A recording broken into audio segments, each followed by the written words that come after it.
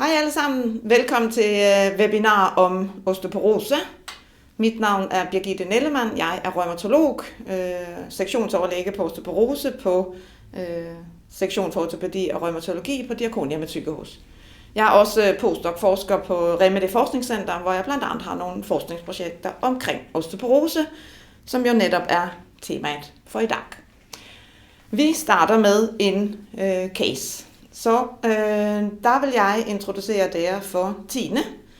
Tine, hun er født i 47, og hun har altid været spræk og levet et aktivt liv. Hun har både barn og barnebarn, og hende og hendes mand ligger og passe barnebarner.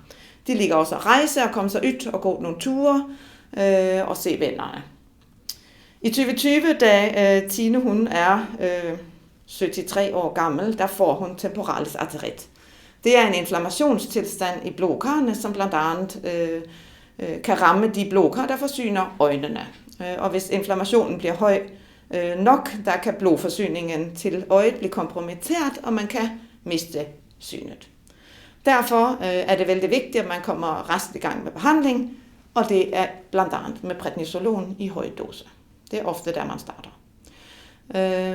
Den behandlende afdeling, som har det Tine, er jo fuldstændig klar over, at prednisolon ikke er det allerbedste medikamentet i forhold til skelettet, og henviste Tine til en bentæthedsmåling. Tine har det ikke på det tidspunkt nogensinde haft brud, som hun vidste om. Så bliver der gjort en bentæthedsmåling, og der fandt man ud af, at Tine havde osteoporose i ryggen med en T-score på minus 2,7. Så snart T-scoren er lavere end minus 2,5, der har man osteoporose. I tillæg tog man et sidebillede af ryggen til Tine, det vi kalder en VFA, Vertebral Fracture Assessment, og fandt, at hun faktisk havde et kompressionsbrud i TH12, som der ser her ved den blå pil.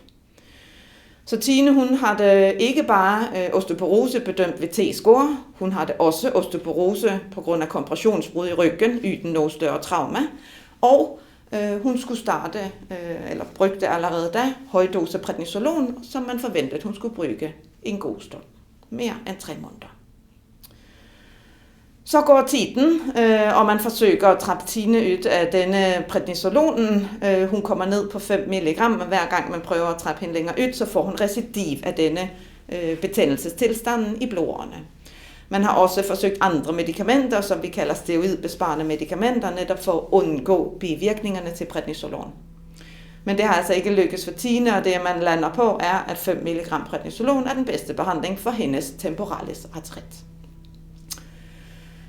Så går årene, og etter hvert kommer Tine sig til sin fastlæge, som vælger at henvise hende til Diakonhjemmet Sygehus for opfølgning af osteoporose, både fordi hun bruger prednisolon, men også fordi hun tidligere har fået behandling. Da hun kommer til os, bruger hun fortsat prednisolon 5 mg og har calcigran forte. Så det er jo kæmpebra, at man har byggesteiner på plads, når man også må bruge glukokortikoidbehandling, prednisolon. Hendes blodprøver, de var vældig fine. Fin vitamin D-niveau, normal nyrefunktion og calcium i blodet var også helt fint, og hendes P1NP, som er en benmarkør, den var lav. Og vanligvis så tænker vi, at en lav benmarkør betyder lav benomsætning.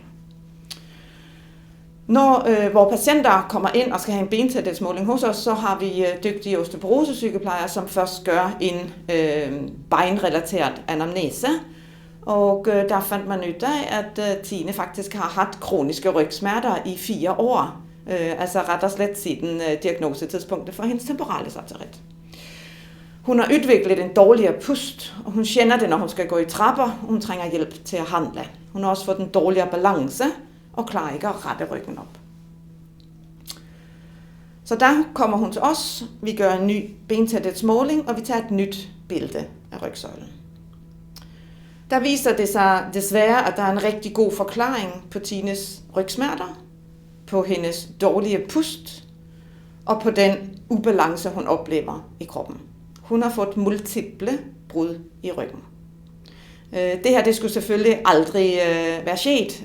Vi ved ikke, hvordan det havde gået med Tine, om vi havde fulgt hende tættere. Men sandsynligvis har det ikke gået, som det gjorde her. Så Tine, hun er jo absolut ikke frisk længere. Hun har fået dårligere plads til lunger, hun har fået dårligere plads til indre organer, hun oplever et helt nyt balancepunkt i ryggen og har en høj risiko for at falde igen. Hos Tine tolker vi dette som alvorlig osteoporose, og der er god indikation for osteoanabol behandling, og man valgte hos Tine at give hende teriparatid, og det blev efterfulgt af mere zoledronsyre. Så vi må tænke osteoporose hos vores patienter med rheumatologiske sygdomme, og især hos de patienter, hvor glukokortikoidbehandling er en del af den vigtige behandling for at dæmpe betændelsessygdommene i kroppen.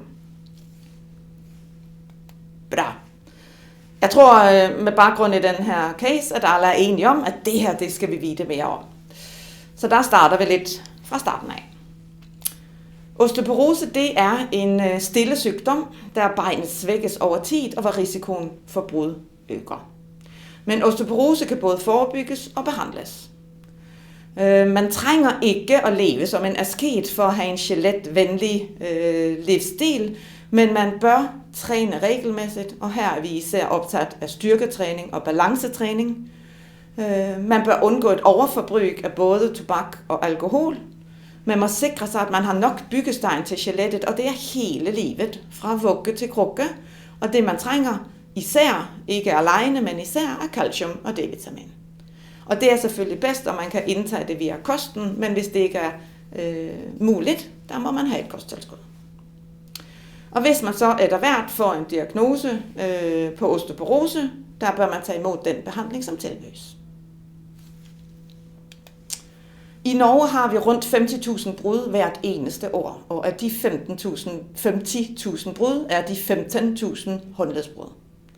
Vi har 9.000 hoftebrud i året, og hoftebrudene er ekstra vigtige, både fordi de koster masse for samfundet. Man antager og har beregnet, at de 9.000 hoftebrud koster vores samfund mellem 7 og 9 milliarder kroner hvert år. På et hvert tidspunkt har man estimeret, at rundt 140.000 kvinder og 90.000 mænd har kompressionsbrud i ryggen. Erfaringsmæssigt så kan det kanskje være underestimeret, fordi man finder kun det, man leder efter, og hvis man ikke undersøger folk for brud i ryggen, så ved man ikke, at de har det. Det at have osteoporose er ikke bare et problem for patienten der og da, når de brækker noget. Det første år efter et hoftebrud er der en 3-doblet dødelighed, øget mortalitet hos kvinder, og en 5-doblet dødelighed hos mænd. Det er enorme tal. Det er en enorm progression i dødeligheden hos disse patienter. Og mortaliteten efter et kompressionsbrud er øget med en faktor 2,8. Den øgte mortaliteten, den er gældende i mindst 5 år efter et hoftebrud eller et kompressionsbrud. Det er ikke bruddet i sig selv, som bærer hele den øgte mortaliteten. Det kommer helt an på, hvilken form og status patienten har ellers. Så selve frakturhændelsen står for ca. 30% af dødeligheden, men også alder på patienten. Jo ældre du er, jo større risiko for at dø. Og det viser sig, at mænd har en højere dødelighed efter hoftebrud, end det kvinder har. Det kommer selvfølgelig også an på, hvor mange komorbiditeter man har, og hvordan de eventuelt behandles, og helsetilstanden før bruddet. Er du en spræk 80-åring, som træner og er aktiv, der har du et bedre udgangspunkt end 70-åringen, som er immobiliseret og spiser uhensigtsmæssigt. Så vi er også enige om nu, at osteoporose er en sygdom, som både påvirker patienterne direkte i form af bruddet og nedsat mobilitet og øget smerte, også i form af øget mortalitet og morbiditet. Jo flere, der har osteoporose, jo større andel af vores befolkning vil få brud og vil have brug for helsevæsenet og skal kanskje opereres. Stor belastning for sygehusene, men også for samfundet, fordi ikke bare operationer og opfølging af patienterne efter et brud betyder masse for vores økonomi, men også kvinderne på 5-5 år, som får et håndledsbrud og må sygemeldes i en periode og kanskje har dårligere funktion i det håndled, påvirker samfundet. Så der er det et problem, at vi ikke har opdaterede retningslinjer for osteoporose. Der er flere ildsjæle i osteoporosemiljøet, som har jobbet for, at vi skal få nationale retningslinjer for osteoporose, og endelig har Helse- og Omsorgsdepartementet givet Helsedirektoratet i opdrag at udforme retningslinjer. Det er svært positivt, og hele osteoporosemiljøet ser vældig frem til dette. Der er nedsat en arbejdsgruppe, hvor der indgår både rheumatologer, geriater, ortopædkirurger, fastlæger. Jeg tror og håber, de har fået en gynekolog med. Det skal vi snakke lidt om lidt senere. Så denne gruppe skal igennem en lang proces for at sikre gode retningslinjer, som skal sikre hele Norges befolkning udredning og behandling på samme præmisser. Retningslinjerne kommer især til at være målrettet almenlægerne, men også specialisthelsetjenesten. Og det vil være til gavn for os alle sammen, at disse bliver udarbejdet. Tentativt har vi vel disse retningslinjer en gang i løbet af 2027. Så det er vældig fint, at det er her i dag og høre på et webinar, fordi det er vigtigt, at vi allerede tager tag i denne opgave nu.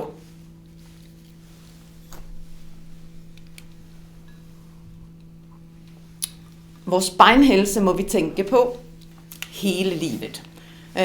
Denne oversigten viser beinmassen i kroppen fra barndommen og hen mod voksen og alderdom. Man ser, at i starten af livet, der skal vi øge vores beinmasse, og det gør man ved at have tilstrækkeligt med byggestegn og at få stimuleret skelettet. Barnet skal ud og bruge kroppen. Kroppen er laget til at bruges. Spille fodbold, klatre i træer, mindst mulig sofa og skærm, som jo er et stort problem i dag.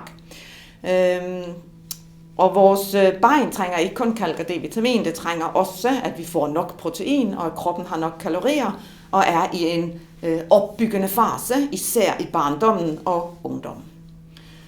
Rundt midt i 20'erne opnår vi en stabiliseringsfase i vores benmasse, og her ser vi en stor forskel på mænd og kvinder.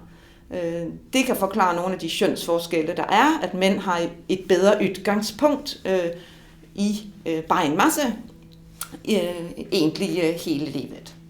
Og så ser vi hos kvinderne især, at rundt 50-årsalderen sker der et markant fald i beinmassen, og det er selvfølgelig omkring overgangsalderen, hvor østrogen bortfalder, og når østrogen bortfalder, så får man en øget aktivitet af de celler, som bryder ned skelettet. Så derfor får man et ganske betydeligt benmassefald omkring overgangsalderen.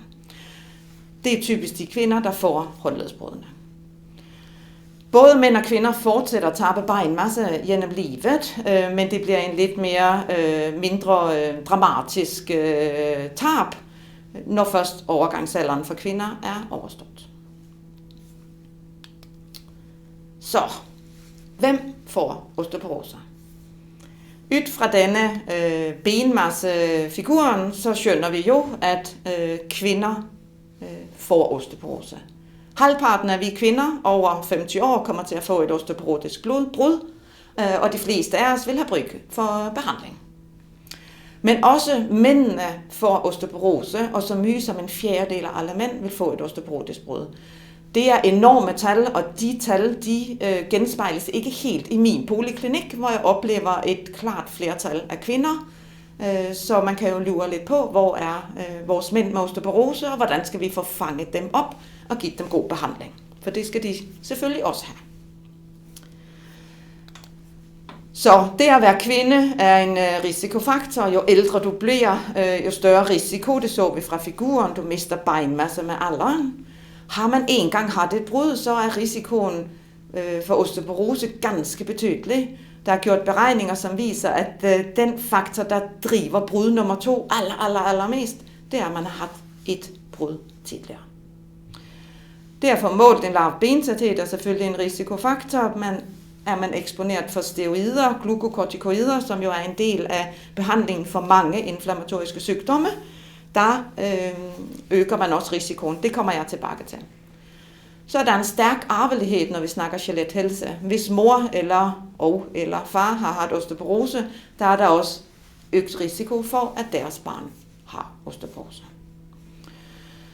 Andre risikofaktorer, det er røgning, tidlig overgangsalder, altså tidligere bortfald af østrogen, en lav kropsvægt, ikke nok protein, ikke nok kalorier til at bevare en beinopbyggende fase, øget faldtendens, immobilisering over tid. Hvis man ikke bruger kroppen, hvis man er immobiliseret på grund af sygdom eller andre ting, så for det første bortfalder muskulaturen ganske skarpt, men også immobiliseringsbeintab ses. Og det ses raskt. Hvis man har et overforbrug af alkohol, så øger man jo både risikoen for at falde, men ofte så kan alkohol også erstatte et varieret kosthold, og der får man ikke de næringsstoffer, kroppen trænger. Så nogle af disse faktorer her får vi ikke gjort så mye med. Ja, vi kan lade være at røyke. Det er lidt vanskeligt at bestemme, når man skal i overgangsalderen, og vi bliver heldigvis alle sammen ældre. Andre ting, som det kan være lidt vanskeligt for os selv at gøre noget med, det er komorbiditeter. Altså andre sygdomme eller underliggende sygdomme, som kan bidrage til, at man udvikler osteoporose. Og det er typisk inflammatoriske sygdomme, blandt andet inden for rheumatologi, med både ledgigt, psoriasis, gigt, spondylartrit, lupus, vaskulitterne og polymyalgia rheumatica. Men også diabetes, stofskiftesygdomme. Hvis man har et højt stofskifte, der øger man beinomsætningerne, og det gælder også for de kvinder, der har overdoseret på Levaxin. Mange kvinder, som rammer 60-årsalderen, får lavt stofskifte og bruger Levaxin. Og den skal kontrolleres, og man skal sikre, at det er den rigtige dosen, man har kontinuerligt. Så er der malabsorptionssygdommene, det kan være cøliaki, der får du ikke taget op de næringsstoffer, kroppen trænger. Inflammatoriske tarmsygdomme, både grundet høj inflammation, men også på grund af behandlingen af disse sygdomme. Så der er mange ting, vi kan gøre noget med, og så er der rigtig mange ting, vi ikke får gjort så meget med. Og så er det symptomerne på osteoporose. Der er absolut ingen symptomer på osteoporose. Så det er ikke derfor, det er ikke på grund af osteoporose, at patienten har ondt i knæet eller ondt i hofter. Symptomet kommer først, når man brækker.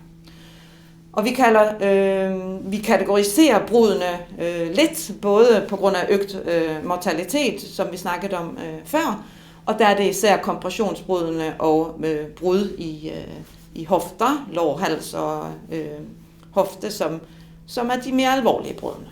Men det påvirker også patienterne, om de har brud i en overarm eller et håndledsbrud. Det kan give smerte, og det kan give dårligere funktion. Så når vores patient først har haft et brud, der skal vi stille en diagnose. Og det gør vi blandt andet ved hjælp af en bentæthedsmåling på en DEXA-maskine. Det er ikke altid, man trænger en DEXA-måling for at stille diagnosen. Så hvis en patient eller en borger eller du selv falder og brækker hoften eller ryggen, der er det osteoporose. Der er det osteoporose. Man skal ikke brække hoften eller ryggen ved at falde fra egen højde. Og har man diagnosen osteoporose med et alvorligt brud i ryg eller hofte, der skal man have tilbud om behandling. Men hvis man får gjort en bentæthedsmåling, og denne T-score er på minus 2,5 eller lavere, der er det også osteoporose. Vi tilbyder også behandling, hvis man har haft et brud og har osteopeni, nedsat bentæthed med en T-score lavere end minus 1,5. Og så er der denne patientgruppen, som bruger glukokortikoidbehandling, og nogen gør jo det over vældig lang tid. Og hvad er lang tid? Vi siger, at bruger man fast prednisolon af minimum 5 mg i mere end 3 måneder, der falder du inden for denne kategori. Og der skal man vurdere behandling på et tidligere tidspunkt. Når så patienten bliver henvist ind til en bentæthedsmåling, så kommer man i denne maskine, og der bliver der sendt røntgenstråler gennem vævet, og så ser man på, hvor mange af strålerne penetrerer, og hvilken bølgelængde har strålerne efter vævspenetrationen. Og der får man et estimat på bentæthed, gram per kvadratcentimeter. Og så deler vi det lidt op, alt efter om patienterne er over eller under 25, før eller efter overgangsalderen. Men for de allerfleste af vores patienter vil vi jo bruge en T-score, som er hos de postmenopausale kvinder og hos mænd over 50. Vi kan også sammenligne målingen med folk af samme køn og samme alder, der kalder vi det en Z-score. Hvis vi går videre til T-scoren, så er det her egentlig bare et billede af det, jeg har sagt før, at en T-score bedre end minus 1,0, det er normalt. Hvis du har en T-score lavere end minus 1,0, der har du dårligere bentæthed end de friske. Og der diskuterer vi med patienterne, om de skal have behandling, hvis de bruger steroider allerede fra minus 1,0, og hvis de har et brud, så giver vi behandling på minus 1,5. Har patienterne aldrig haft brud, der er diagnosen sikker ved en T-score på minus 2,5 eller lavere end det, og vi snakker om mere alvorlig osteoporose ved T-score minus 3,5 og lavere end det. En anden måde at kategorisere alvorlighedsgraden er ved at tælle antal brud. Jo flere brud man har haft, jo mere alvorlig osteoporose, og også uafhængigt af T-scoren. Så lidt om vores patienter med rheumatologisk sygdom. Patienter med rheumatologisk sygdom, de har typisk en høj grad af inflammation, indtil sygdommen er i remission. Jo mere inflammation, jo højere beinomsætning og jo mere tab af kalk fra skelettet. Vores patienter kan også have perioder, hvor de er immobiliseret og ikke får trænet eller været så aktive, som de og vi ønsker, at de skal være. Og samtidig så bruger vi jo immundæmpende behandling, og her er glukokortikoiderne fortsat kanskje første valget hos de fleste patienter, og især hos de som er alvorligt syge, hvor man må have dæmpet betændelsen vældig skarpt. Så glukokortikoiderne, det er den hyppigste årsag til medikamentudløst osteoporose. Og hos disse patienter, der vil bentætheden ikke afspejle den fulde frakturrisiko, og det er derfor, vi tilbyder behandling på et tidligere tidspunkt, end til de patienter, der ikke bruger glukokortikoider. De brækker ret og slet ved en bedre bentæthed, end det patienter uden glukokortikoider gør. Så der er vi lidt mere på med at tilbyde behandling. Og så skal alle patienter, som bruger glukokortikoider, have godt fokus på calcium og D-vitamin, gerne i kosten og ellers som et kosttilskud. Kommer også lidt tilbage til det. Der går vi videre til osteoporosebehandling. Hvor skal vi starte? Vi starter fra bunden, og det betyder, at vi må give alle vores patienter råd om, hvad er en skeletvenlig livsstil. Det handler om at have et godt og varieret kosthold. Passe med kalorier. Ikke for mye, ikke for lidt. Protein er vigtigt. Man må have nok protein i kosten. Og hvis man har et varieret kosthold, som indebærer både frugt og grøntsager, der har du masser af mineraler og byggesten og vitaminer. Hvis man undgår enkelte matvarer, som flere af vores patienter gør af ulike årsager, nogen har også allergi, der må man jo sikre et tilskud af vitaminer og mineraler uden om kosten. Altså for eksempel som kalk og vitamin D-tilskud. Studier har vist, at både styrketræning og balancetræning er brudforebyggende, så det anbefaler vi til alle. Anbefaler røykeslut og alkoholbegrænsning, i hvert fald ikke have et overforbrug. Vi anbefaler også faldforebygging, fjern fillerygerne hjemme i stuen, ikke have ledninger til at ligge på tværs. Og hvis man bruger briller, så skal man bruge briller. Ha' lidt lys på om natten, hvis man må op. Gør hvad man kan for at undgå at snuble. Og så anbefales det også at gøre en lægemiddelgennemgang, og især hos de patienter, som har mange lægemidler. Det gøres hos fastlægen og bør gøres årligt. Bare fordi man har det for højt blodtryk for 15 år siden, så er det ikke sikkert, at man trænger samme dose blodtrykssænkende på den blodtrykssænkende behandlingen nu, som man gjorde dengang. Og jo lavere blodtryk, jo mere svimmel kan man blive, og så kan man risikere at falde. Så til lidt mere indtag. Alle mennesker trænger 1000 mg calcium hver dag, uanset om du har osteoporose eller ikke, uanset om du har en rheumatologisk sygdom eller ikke. Hvis man bruger glukokortikoidbehandling, så trænger man 500 mg calcium ekstra, fordi glukokortikoiderne hæmmer optag af calcium og øger udskillelsen via nyrerne. Calciumtilskuddet bør tages forskudt af andre medicamenter, og jeg anbefaler at tage det på kvælden ret før tandpudsen. Du får nok calcium, hvis du har 3 enheder med mælkeprodukter. Her er det skitseret med 1 glas mælk, 1 portion yoghurt og 2-4 skiver ost hver dag. Så hvis du har det, der har du nok calcium. Hvis ikke, kanskje man må tænke lidt på og tage et ekstra glas mælk på kvelden. Vitamin D er også vigtig, fordi vitamin D er helt nødvendig for at kunne tage op calcium fra tarmen, og vitamin D stimulerer også osteoblasterne, som bygger op skelettet. Har man osteoporose, så er det optimale niveau et vitamin D målt i blodet på over 75. Det er højere end det, der er normalværdierne for de patienter, eller de folk, som ikke har osteoporose, der anbefales en værdi over 50. Men det optimale niveauet for patienter med osteoporose er altså over 75 og gerne rundt 100. Der doserer man indtaget af vitamin D ud fra denne blodprøvemåling. Og så er der mange patienter, som mener, at de får nok D-vitamin, fordi de er i solar, og det er jo helt rigtigt. Sol kan stimulere til vitamin D-dannelse i huden, men så snart man passerer 65, så er processen reduceret til 1/4. Og i øvrigt fungerer det ikke, hvis man bruger solcreme, og mange af os bruger jo solcreme nu for at beskytte os mod kræftudvikling. Og der får du ikke den D-vitamin i huden. Så for målt i en blodprøve, der finder du ud af, hvad værdien er, om du trænger ekstra tilskud. Så går vi videre til medicamentel behandling. Og her er der et lille litteraturtips. Denne oversigtsartikel fra Bente Langdal er utrolig god og egentlig ikke så kompliceret. Så den vil jeg anbefale for alle, der har lyst til at vide lidt mere om osteoporosebehandling. Vi går ind og vurderer både, vi må ligesom vide lidt om biologien for at kunne tage os af behandlingen. Så på denne oversigten ser man, at osteoklasterne knasker ned skelettet, og efterfølgende kommer osteoblasterne og bygger nyt ben, og det mineraliseres etter hvert og bliver til et nyt ben. Bruger man glukokortikoider, så er der mange af disse regenerationspunkter, og det er noget af det, der bidrager til, at skelettet bliver ekstra sårbart under glukokortikoidbehandlingen.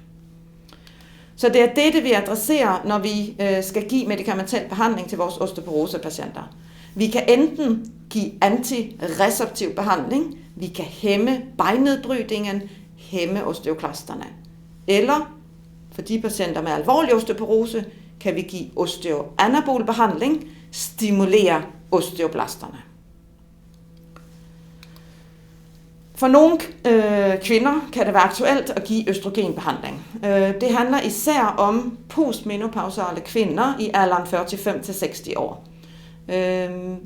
Ofte så er osteoporose ikke en selvstændig indikation for at starte østrogenbehandling, men det kan være en medvirkende faktor, hvis kvinden også har menopauseplager. Og det man skal gøre i forhold til østrogenbehandling, det er, at østrogen må doseres transdermalt, altså gennem huden, som gel eller plaster eller spray. Og har man livmoder, så trænger man også gestagen for at give beskyttelse til endometriet. Det kan være en hormonspiral. Hvis man skal bruge østrogen som behandling af osteoporose, eller det er en af tillægsindikationerne, der må man op i en høj nok dose, og det er mere end det er på 5 mikrogram eller højere over 24 timer. Så hvis vi giver mere østrogen, så har vi mere hæmming af osteoklasterne og mindre beinnedbrydning. Fastlægerne har blivet utrolig dygtige til hormonbehandling, og jeg henviser mine patienter til fastlægerne. Eventuelt, hvis de har en fast gynekolog, så kan de gå til hende. Kontraindikationer er jo brystkræft og endometriekræft i livmoderen. Så må man stadigvæk huske nok bygdestein, calcium og D-vitamin. Og ellers går vi videre til bisfosfonaterne. Bisfosfonater er et medicament, som tages op i kroppen, cirkulerer og bindes til ben. Binder til hydroxyapatit i ben. Så det allermeste af medicinen bliver bundet ind i ben. Og resten, en lille andel, skylles ud via nyrerne. Osteoklasterne absorberer hele tiden begen, og det så absorberer begen, hvor også bisfosfonaterne er bundet til, så vil disse bisfosfonater ødelægge osteoklastfunktionen. De forsvinder, de dør og går ud af systemet. Dermed har man en varig virkning ved, at man har simpelthen ødelagt disse bejnnedbrydende celler.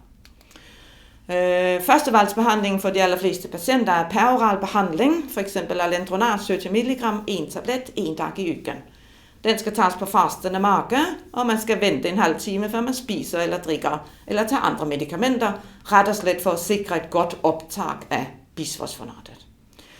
De vigtigste kontraindikationer, det er dårlig, etableret, alvorlig, dårlig nyrefunktion.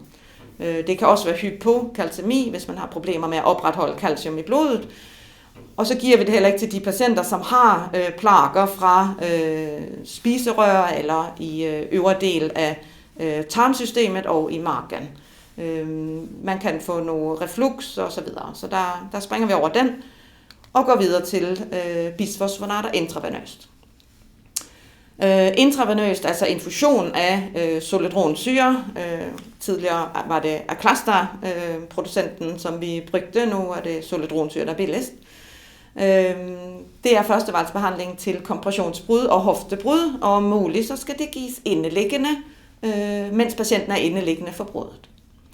Vi tilbyder det også, hvis der er åbenbare kontraindikationer til tabletbehandling, eller store compliance-problemer for eksempel. Og selvfølgelig, hvis der opstår bivirkninger til tabletterne.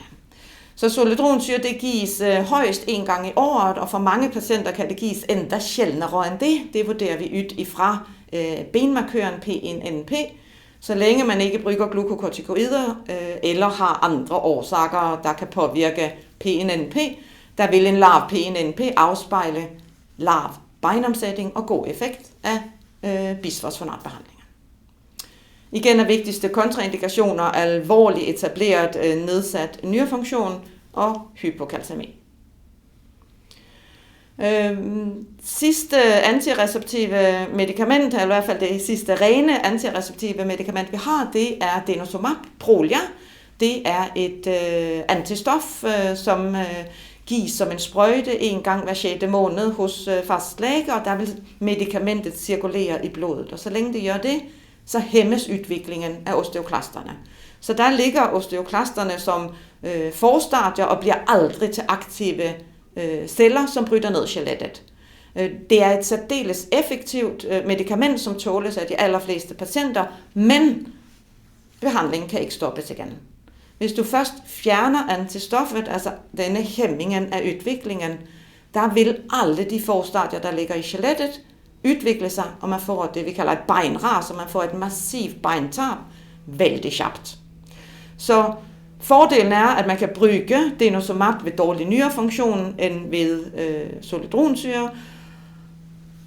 Det har også en særdeles langvarig effekt, positiv effekt på beinet og på BMD'en, men den skal ikke stoppes igen.